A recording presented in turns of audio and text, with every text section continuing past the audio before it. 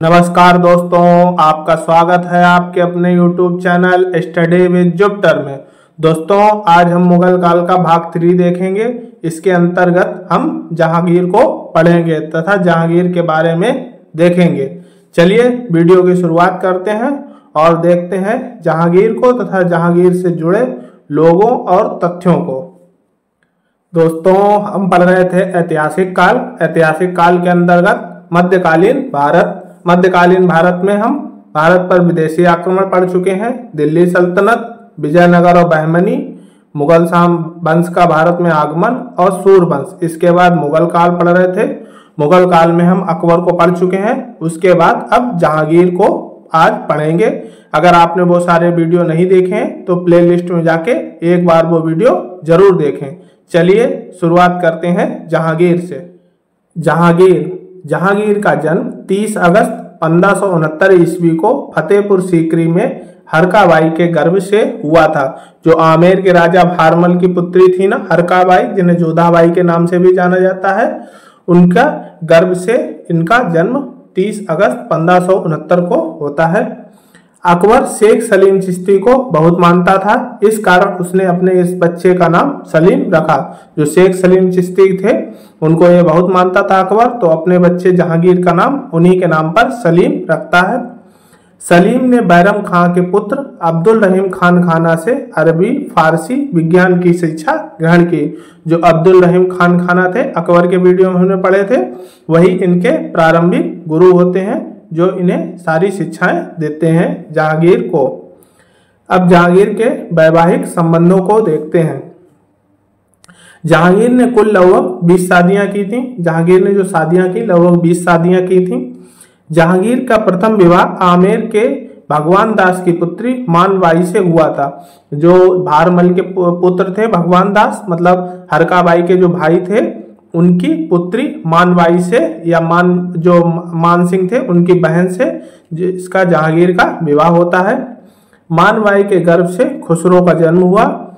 मानबाई आगे चलकर शाह बेगम के नाम से प्रसिद्ध हुई। अभी जो खुसरो के बारे में अभी आगे पढ़ेंगे। जो मानबाई होती है ना, वही आगे चलकर शाह बेगम से नाम से प्रसिद्ध होती हैं। जहांगीर का दूसरा विवाह मारवाड़ के शासक उदय सिंह की पुत्री जोधाबाई से हुआ। जो मारवाड़ के शासक उदय सिंह थे, उनकी पुत्री जोधाबाई के साथ जहांगीर का दूसरा विवाह होता है। जोधाबाई ने खुर्रम को जन्म दिया। ये खुर्रम वही शाहजहां जो आगे चल के बनेगा ना राजा, अगला राजा, उसी की माता का नाम जोधाबाई था। जहांगीर का तीसरा विवाह साहिब जमाल से हुआ। साहिब जमाल के गर्भ से परवेज का जन्म हुआ। जो परवेज तीसरा इनका पुत्र था, वो साहिब जमाल जो होती हैं उनके गर्भ से होता है परवेज का जन्म। जहांगीर की एक रखैल से शहयार नामक पुत्र पैदा होता है। जहांगीर की एक रखैल भी होती है, उससे शहयार नामक एक पुत्र पैदा होता है। जहांगीर ने शेर खां की विधवा पत्नी मेहरुन्निसा से विवाह किया, जिसके बाद उसे पहले नूर महल, बाद में नूर जहां की उपाधि दी। जो अभी शेर खां के बारे में वो आगे पढ़ेंगे ना। जहांगीर क्या करता है, जो विधवा मेहरुन्निसा होती हैं शेर खां की, उनकी पत्नी से ये शादी कर लेता है और उसे नूर महल का उपाधि देता है। फिर बाद में नूर जहां की उपाधि देता है। चलिए अब आगे और देखते हैं जहांगीर और नूरजहां। अब इनके बारे में देखते हैं। नूरजहां का जन्म 1577 ईस्वी में हुआ था। इसका जहांगीर से विवाह से पूर्व नाम मेहरुन्निसा था। जब ये पत्नी थी शेर खां की, तो इसका नाम मेहरुन्निसा था। मेहरुन्निसा के पिता का नाम मिर्जा गियास बेग था, जिन्हें एतमादुल्लाह की उपाधि दी गई थी, और माता अस्मत बेगम थी। जो इसकी माता का नाम अस्मत बेगम था। अस्मत बेगम ने ही गुलाब से इत्र निकालने की विधि की खोज की, जिसे इत्र जहांगीरी नाम दिया। अस्मत बेगम ने गुलाब से इत्र निकालने की विधि को खोजा था, जो गुलाब से इत्र निकाला जाता है प्रथम, और इन्होंने इसे नाम दिया इत्र जहांगीरी। मेहरुन्निसा का पहला विवाह अली कुल बेग से सन 1594 ईस्वी में हुआ था, जिसने एक पुत्री लाडली बेगम को जन्म हुआ। जो पहले मेहरुन्निसा का विवाह अली कुली बेग से होता है, जो मुगलों की सेना में सैनिक होता है, सन 1594 ईस्वी में होता है, जिससे एक पुत्री उसकी लाडली बेगम होती है। अली कुली बेग मुगलों की सेना में था। इसने एक बार शेर की हत्या कर दी थी। जहांगीर ने इसे शेर अफगान की उपाधि दी थी। जो शेर खान या शेर अफगान की उपाधि जहांगीर ने इसे दी थी शेर मारने के कारण। नवरोज के त्योहार में विधवा मेहरुन्निसा को जहांगीर देखता है। क्या होता है, जो शेर अफगान होता है उसकी मौत हो जाती है, तो नवरोज के त्योहार वाले दिन क्या होता है, मेहरुन्निसा जो नवरोज के त्योहार में आती है, तो वहीं पर मेहरुन्निसा को जहांगीर पहली बार देखता है तथा उसकी सुंदरता का दीवाना हो जाता है और उससे शादी करने का प्रस्ताव रखता है। सन 1611 ईस्वी में जहांगीर का उससे विवाह हो जाता है। क्या करता है, जब उसे देखता है उसके सुंदरता पे मंत्रमोहित हो जाता है और उससे शादी करने का प्रस्ताव रखता है। नूरजहां को पातशाह बेगम की उपाधि जहांगीर द्वारा प्रदान की गई थी। नूरजहां से इतना आकर्षित था, उसे बहुत सारी उपाधियां देता है। नूर महल, नूरजहां और पातशाह बेगम, ये तमाम सारी उपाधियां उसे देता है। नूरजहां ने आगे चलकर जहांगीर के शासन कार्यों पर भी अधिकार कर लिया। फिर जहांगीर कहता है कि मुझे एक शेर शबाब और आधा शेर मांस के अतिरिक्त कुछ नहीं चाहिए। मैंने बादशाहत नूरजहां को सौंप दी है। ये इतना दीवाना हो जाता है, इसे केवल खाने पीने से मतलब है और बाकी सारे काम नूरजहां चला रही है, ये कहता है। गोल मोहर के अनुसार शाह जहांगीर के प्रताप से महारानी चंद्रमा जैसी वैभवशाली बन गई। हम कामना करते हैं कि नूरजहां पातशाह इस युग की सर्वोत्तम महिला बने। ये गोल मोहर कहता है कि शाह जहांगीर के प्रताप से महारानी चंद्रमा जैसी वैभवशाली, क्योंकि जब मेहरुन्निसा थी तब उनके पास कोई वैभव नहीं था, लेकिन जहांगीर से विवाह होने के कारण वो मल्लिकाएं बन गई थी और मल्लिका बनने के कारण उनके पास वैभव हो गया था और सुंदरता भी थी। इस वजह से ये गोल मोहर कहता है। नूरजहां के सम्मान में जहांगीर ने चांदी के सिक्के भी जारी किए थे। नूरजहां के लिए चांदी के सिक्के भी कुछ जारी करता है। चलिए अब आगे और नूरजहां गुट में दरार। जो नूरजहां का गुट था अब उसमें दरार किन कारणों से होती है उसे भी देखते हैं। सर टॉमस रो ने इस काल की राजनीति में नूरजहां जुमता, नूरजहां गुट का उल्लेख किया है। जो सर टॉमस रो आते हैं ना, अभी आगे पढ़ेंगे, जो अंग्रेजों का भारत में आगमन होगा, वो इसमें राजनीति में नूरजहां जुमता या नूरजहां गुट का उल्लेख करते हैं। इस गुट के प्रमुख सदस्य अस्मत बेगम नूरजहां की माता, आसफ खां नूरजहां का भाई, लाडली बेगम नूरजहां की बेटी। इस गुट में ये प्रमुख 4 लोग थे। नूरजहां खुद, अस्मत बेगम नूरजहां की माता, आसफ खां नूरजहां का भाई और लाडली बेगम नूरजहां की बेटी। ये 4 लोग प्रमुख भूमिका निभाते हैं। आसफ खां ने अपनी बेटी अर्जुमंद बानो बेगम, जिसे मुमताज महल के नाम से आगे जाना जाएगा, उसके बारे में हम पढ़ेंगे, अर्जुमंद बानो बेगम का विवाह जहांगीर के पुत्र खुर्रम से करा दिया था। ये खुर्रम की उपलब्धि देखकर खुर्रम से उसका विवाह करा देता है और वह चाहता है कि उसका दामाद अगला राजा बने। जो आसफ खां होता है नूरजहां का भाई, वो चाहता है उसका दामाद खुर्रम ही अगला राजा बने। नूरजहां ने अपनी बेटी लाडली बेगम का विवाह जहांगीर के पुत्र शहरयार से करा दिया। जो नूरजहां होती है वो अपनी बेटी लाडली बेगम का विवाह शहरयार से करा देता है और वह चाहती है कि उसका दामाद अगला राजा बने। जो नूरजहां होती है वो चाहती जो उसका दामाद शहरयार है ना, वो अगला राजा बने। इसी कारण भाई बहन में विवाद शुरू हो जाता है। सन 1623 ईस्वी में खुर्रम शासक बनने के लिए जहांगीर के खिलाफ विद्रोह कर दिया और अगला शासक बनने की इच्छा प्रकट की। यह विद्रोह खुर्रम के ससुर आसफ खां के भड़काने पर हुआ था, जिसे सेनापति महाबत खां ने दबा दिया। ये महाबत खां भी अभी आगे हम पढ़ेंगे, परवेज का, जो जहांगीर का एक और बेटा परवेज होता है उसका संरक्षक होता है। ये भी बहुत पूर्ण महत्वपूर्ण भूमिका होता है, ये निभाता है विद्रोह में। अंत में 28 अक्टूबर 1627 में जहांगीर की मृत्यु के बाद खुर्रम शाहजहां के नाम से राजा बनता है। जब खुर्रम की जहांगीर की मृत्यु होती है तो 1627 में, तब उसके बाद जो खुर्रम शाहजहां के नाम से राजा बनता है।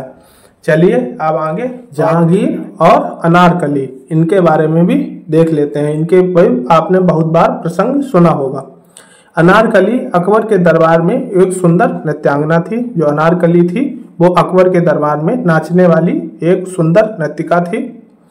सलीम अनारकली से अत्यधिक आकर्षित था, इसलिए अपने दिन का अधिकांश भाग वह अनारकली के साथ व्यतीत करता था।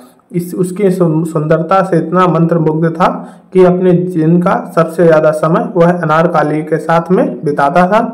अकबर सलीम से अत्यधिक प्रेम करता था, इसलिए उसे ये सब पसंद नहीं था।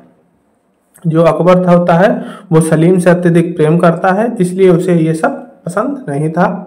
अकबर ने अनारकली को दरबार से निकाल दिया और भारत की सीमा के बाहर अफगानिस्तान सीमा पर छोड़ दिया। जो अफगानिस्तान वर्तमान में है उसकी सीमा पर जाकर इसको फेंक देता है।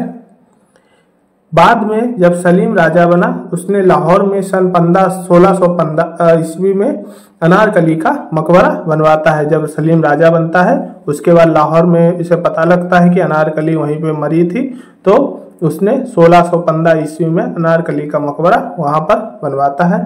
जहांगीर बोलता है कि अगर मुझे एक दिन की मोहलत मिल जाती तो अनारकली को देखने की, तो मैं कयामत के दिन तक अल्लाह का शुक्रगुजार होता। वो जहांगीर कहता है कि अगर एक दिन के लिए भी अल्लाह मुझे इस अनारकली को दोबारा देखने की मोहलत देता तो मैं उसका अल्लाह का कयामत जब तक पृथ्वी समाप्त नहीं हो जाती तब तक उसका शुक्रगुजार होता।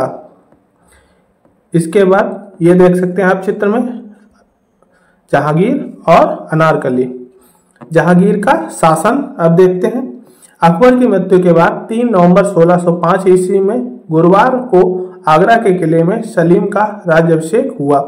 जो अकबर की मृत्यु होती है उसके बाद 3 नवंबर 1605 ईस्वी में गुरुवार के दिन सलीम का राज्याभिषेक होता है।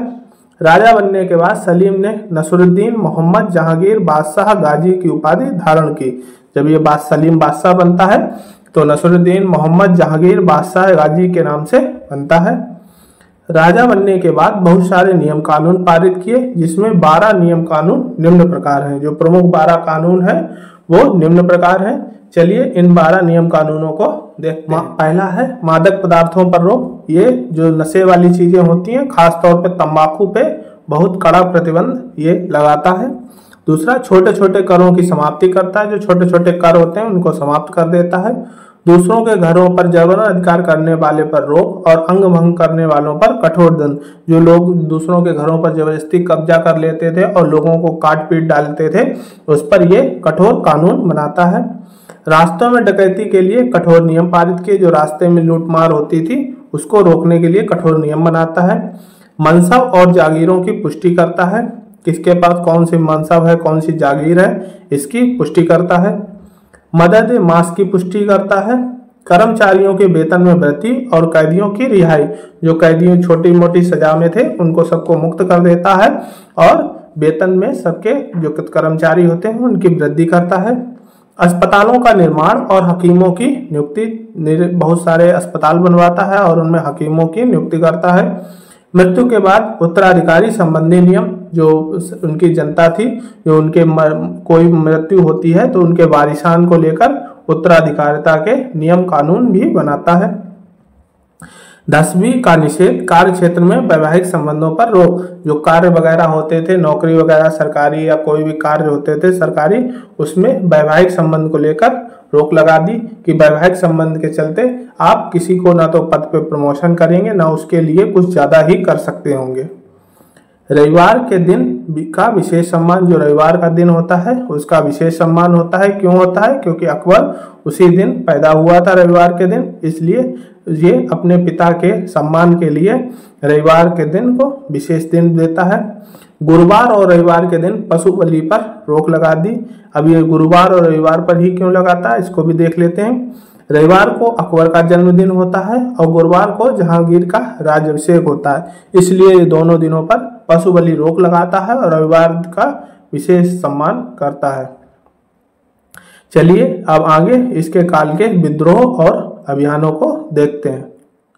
अगला है खुसरो का विद्रोह। जहांगीर के राजा बनने के बाद अप्रैल 1606 ईस्वी में जहांगीर के सबसे बड़े बेटे खुसरो ने विद्रोह कर दिया। जो मानबाई का पुत्र था ना खुसरो, उसने विद्रोह कर दिया। जहांगीर ने उसे नजरबंद किया, परंतु वह भाग निकला और सिखों के 5वें गुरु अर्जुन देव के पास पहुंचा। जो सिखों के 5वें गुरु अर्जुन देव होते हैं उनकी शरण में पहुंचता है। अर्जुन देव ने खुसरो को आशीर्वाद दिया और जहांगीर के खिलाफ रणनीति बनाई। जो अर्जुन देव होते हैं वो खुसरो को आशीर्वाद देते हैं। उसके बाद खुसरो जहांगीर के खिलाफ एक रणनीति बनाता है। बहरावल के मैदान में खुसरो और जहांगीर का युद्ध होता है। खुसरो पराजित होता है और पुनः जहांगीर उसे नजरबंद कर देता है। इसके बाद जहांगीर ने अर्जुन देव को जुर्माने की रकम का भुगतान करने का आदेश दिया। अर्जुन देव ने जुर्माना देने से मना कर दिया। परिणाम स्वरूप अर्जुन देव को फांसी की सजा दे दी गई। जो अर्जुन देव होते हैं उनको अर्जुन देव जहांगीर उनसे रुष्ट हो जाता है, क्योंकि उन्होंने विद्रोही पुत्र को संरक्षण दिया था। इसलिए अर्जुन देव से कहता है कि जो युद्ध में खर्चा वगैरह हुआ है और जुर्माने की एक रकम निश्चित करता है जहांगीर कि ये अर्जुन देव अदा कर दें, नहीं तो उनके खिलाफ एक्शन लिया जाएगा। अर्जुन देव ने जुर्माने की रकम देने से मना कर दिया तो अर्जुन देव को फांसी दे दी जाती है। अभी हम सिखों का जब वर्चस्व पढ़ेंगे आगे चल के तो उसमें अर्जुन देव के बारे में बहुत विस्तार से पढ़ेंगे। एक वर्ष बाद खुसरो कैद से भाग निकला और जहांगीर की हत्या की योजना बनाता है, क्योंकि खुसरो को ये 2 बार जहांगीर बंदी बना चुका था। इसलिए जब खुसरो बाहर निकलता है तो जहांगीर के हत्या का षड्यंत्र रचता है। जहांगीर को यह सब पता चल जाता है तो वह खुसरो को पकड़वाकर उसकी आंखें निकाल लेता है और कैद में डाल देता है। उसके बाद कुछ समय बाद खुसरो मर जाता है वहीं कैद में। क्या करता है, जब जहांगीर को पता चलता है कि खुसरो अब उसकी हत्या करने का प्लान बना रहा है तो जहांगीर उसे पकड़वाकर अंधा कर देता है और कैद खाने में डलवा देता है। अगला है मेवाड़ अभियान। सन 1608 ईस्वी में जहांगीर ने अपने पुत्र परवेज को मेवाड़ पर अधिकार करने के लिए भेजा। अभी जो हमने पढ़ा था ना, परवेज देखा था पीछे महाबत खां, वही परवेज है। परवेज को कमजोर पड़ता देख जहांगीर ने महाबत खां को उसकी सहायता के लिए भेजा, परंतु यह भी असफल है और परवेज को वापस जहांगीर ने बुला लिया। अब मेवाड़ पे अभियान के लिए पहले परवेज को भेजता है कि जाओ मेवाड़ पर अधिकार करो। मेवाड़ का अभियान अकबर के समय से चला आ रहा था, वही मेवाड़ पे जाता है, भेजा जाता है। तो ये परवेज होता है वो इसे जीत नहीं पाता है, क्योंकि अमर सिंह जो राजा होते हैं वो कड़ी टक्कर देते हैं और मेवाड़ की रक्षा करते हैं। चलिए अब आगे और देखते हैं मेवाड़ के। सन 1614 ईस्वी में जहांगीर पुनः अपने पुत्र खुर्रम को मेवाड़ विजय के लिए भेजता है। जब ये लौट आता है परवेज, उसके बाद 1614 ईस्वी में जहांगीर पुनः अपने पुत्र खुर्रम को मेवाड़ विजय के लिए भेजता है। खुर्रम ने मेवाड़ में कत्लेआम किया और किसानों की सारी फसलें नष्ट कर दी। खुर्रम क्या करता है, यहाँ पे राजनीति अपनाता है और जो जिधर उधर दिखता था मेवाड़ में सबको मार देता था, खुला आम कत्लेआम करता है, चाहे दोषी हो या निर्दोष हो, सब जनता जो मिलेगा रास्ते में सब मारा जाएगा, बच्चे बूढ़े सब। उसके बाद जहां फसलें खड़ी होती सारी फसलें खत्म, नष्ट, आग लगा देता था, तोड़वा फुड़वा देता, जानवर चढ़ा देता था, खत्म कर रहा था। इस कारण मजबूर होकर मेवाड़ के राणा अमर सिंह ने संधि के लिए तैयार हो जाते हैं। जब अमर सिंह देखते हैं इससे कोई हल नहीं, हमारी जनता को नुकसान हो रहा है, तो वो संधि के लिए तैयार हो जाते हैं। और मेवाड़ की इसी सफलता के लिए खुर्रम को शाह खुर्रम की उपाधि मिली। जो जहांगीर होता है उसे खुर्रम से शाह खुर्रम की उपाधि देता है। संधि की शर्तें कुछ इस प्रकार थीं 1615 ईस्वी में। जो 1615 ईस्वी में मेवाड़ और जहांगीर के बीच में संधियां होती हैं उसकी कुछ शर्तें इस प्रकार थीं। राणा अमर सिंह ने जहांगीर की अधीनता स्वीकार कर ली और समय समय पर राजस्व बादशाह को देंगे। जो बादशाह को जरूरतें होंगी वो ये पूरी करेंगे। अभी तक जितने भाग मेवाड़ के मुगल साम्राज्य में मिला लिए गए थे वो सब अब राणा को वापस कर दिए। जो अकबर के समय में मिलाए गए थे, उसके बाद जो जहांगीर ने भी कुछ मिलाए थे तो अब वो सारे वापस कर दिए जाएंगे राणा को और अब वो स्वतंत्र है। राणा बादशाह के दरबार में उपस्थित होने के लिए बाध्य नहीं होंगे। जो राणा है अमर सिंह वो बादशाह के दरबार में उपस्थित होने के लिए किसी तरीके से बाध्य नहीं होंगे। राणा अन्य राजपूत राजाओं की भांति वैवाहिक संबंध के लिए बाध्य नहीं होंगे। जैसे अन्य राजपूत राजा थे जो राजस्थान के, वो अपनी पुत्री का विवाह अकबर से किया था, फिर जहांगीर से किया था। तो उसी प्रकार से राणा अमर सिंह अपनी शर्त रखते हैं कि हम विवाह के लिए बाध्य नहीं होंगे, हमारा कोई आपका वैवाहिक संबंध नहीं होगा, क्योंकि आप मुसलमान हैं, हम हिंदू हैं, विवाहिक संबंध नहीं हो सकते। राणा मेवाड़ में कोई नया निर्माण कार्य बादशाह की बिना आज्ञा से नहीं कर सकते। जो राणा अमर सिंह है वो अपने क्षेत्र में कोई भी नया निर्माण कार्य नहीं करेंगे और एक तरीके से प्रतिबंध लगा दिया, और अगर कोई अत्यंत जरूरी होगा तो बादशाह की बिना इजाजत से आप नहीं कर सकते उसको भी। अगला है दक्षिण अभियान। अहमदनगर के वजीर मलिक अंबर के खिलाफ मुगलों के अभियान चलाए गए। जो अहमदनगर का वजीर होता है मलिक अंबर, ये बहुत शक्तिशाली होता है, इसके खिलाफ मुगलों के अभियान चलाए गए, परंतु शुरुआत में वे असफल रहे। बाद में शाह खुर्रम ने के नेतृत्व में मुगलों को विजय मिली और जहांगीर ने खुश होकर उसे शाहजहां की उपाधि दी। जो शाहजहां जो खुर्रम होता है वो लगातार विजय कर रहा है हर तरफ, पहले मेवाड़ विजय, फिर दक्षिण अभियान में अहमदनगर पर विजय। तो जहांगीर इससे बहुत प्रभावित होता है और इसे अब शाहजहां की उपाधि देता है। पहले शाह खुर्रम की उपाधि देता है, अब शाहजहां की उपाधि देता है। चलिए अब आगे और देखते हैं। अगला है खुर्रम का विद्रोह। सन 1623 ईस्वी में खुर्रम ने शासक बनने के लिए जहांगीर के खिलाफ विद्रोह किया और अगला शासक बनने की इच्छा प्रकट की। यह विद्रोह खुर्रम के ससुर आसफ खां के भड़काने पर हुआ था, जिसे सेनापति महाबत खां ने दबा दिया। ये महाबत खां परवेज का संरक्षक होता है, तो ये महाबत खां उस विद्रोह को दबा देता है खुर्रम का। अगला है महाबत खां का विद्रोह। महाबत खां जहांगीर के दूसरे पुत्र परवेज का संरक्षक होता है। वह देखता है जहांगीर पर नूरजहां गुट का प्रभाव अधिक है। जो महाबत खां होता है वो सोचता है कि परवेज उसके राजा बनेंगे तो उसका भी पद वजीर या और अधिक ऊंचा होगा, इसलिए वह परवेज को राजा बनाने की चाहत रखता था। इसीलिए महाबत खां ये विद्रोह करता है। महाबत खां परवेज को अगला बादशाह बनाना चाहता था, इसलिए सन 1626 ईस्वी में महाबत खां ने विद्रोह करता है और इसके विद्रोह को आसानी से दबा दिया जाता है। अंत में 28 अक्टूबर 1627 को जहांगीर की मृत्यु के बाद खुर्रम शाहजहां के नाम से राजा बनता है। जब मर जाते हैं जहांगीर, उसके बाद शाहजहां सभी संघर्षों में आगे सफल होकर आगे आता है। अगला है जहांगीर की मृत्यु। लाहौर से कश्मीर जाते हुए रास्ते में थकावट के कारण जहांगीर की मृत्यु हो जाती है और जहांगीर को शाहदरा लाहौर रावी नदी के किनारे दफनाया जाता है।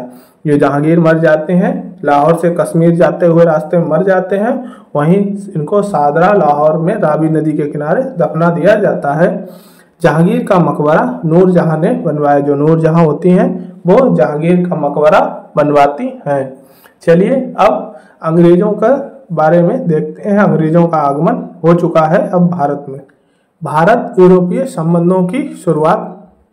पहले आता है कैप्टन हॉकिंस। हेक्टर नामक जहाज पर जेम्स प्रथम के राजदूत के रूप में भारत सन 1609 ईस्वी में आया। जो कैप्टन हॉकिंस है, जो ये हेक्टर नामक जहाज पर बैठकर जो जेम्स प्रथम राजा होते हैं उनका राजदूत बनके सन 1609 ईस्वी में आता है। यह तुर्की और फारसी बोल सकता था।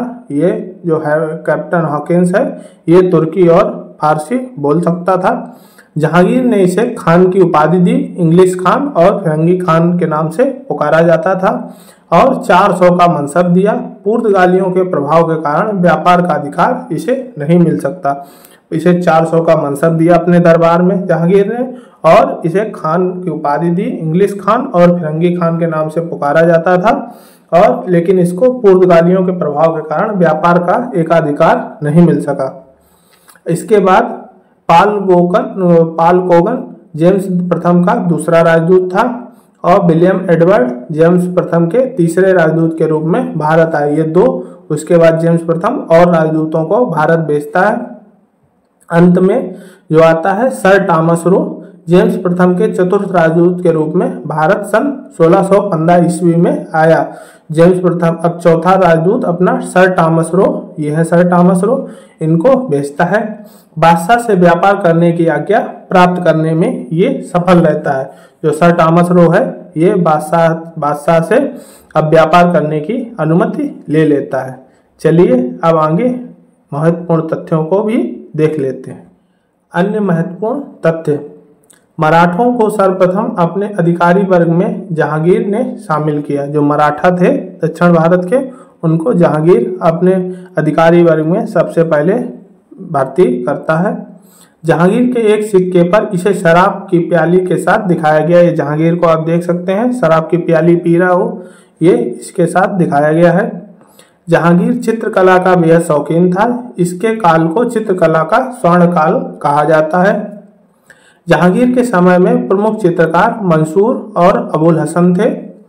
नूरजहां ने अपने पिता मिर्जा गियास बेग का मकबरा आगरा में इत्मा-उद-दौला मकबरा के नाम से बनवाया। जो नूरजहां होती है वो अपने पिता मिर्जा गियास बेग का भी मकबरा आगरा के पास इत्मा-उद-दौला का मकबरा के नाम से बनवाती है। यह मकबरा पूर्णतः सफेद संगमरमर से बना है, जो कि भारत में सबसे पहले सफेद संगमरमर का बना पहला मकबरा है। जो इत्मा-उद-दौला का मकबरा है वो सफेद संगमरमर का बना हुआ भारत में सबसे पहला मकबरा है। जहांगीर ने अपनी आत्मकथा तुजुक-ए जहांगीरी के नाम से फारसी में लिखी, जिसे पूरा मौत बिंद खां ने किया।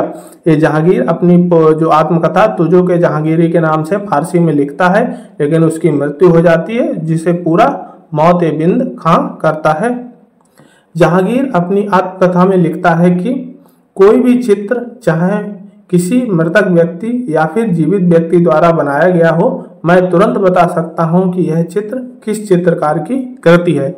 जहांगीर यहाँ तक कहता है कि मैं सारे चित्रों को पहचानता हूं किस चित्रकार ने बनाया होगा, और मैं तुरंत बता सकता हूं कौन सा चित्र किस चित्रकार का है। जहांगीर ने चित्रकार बिशन दास को फारस भेजा।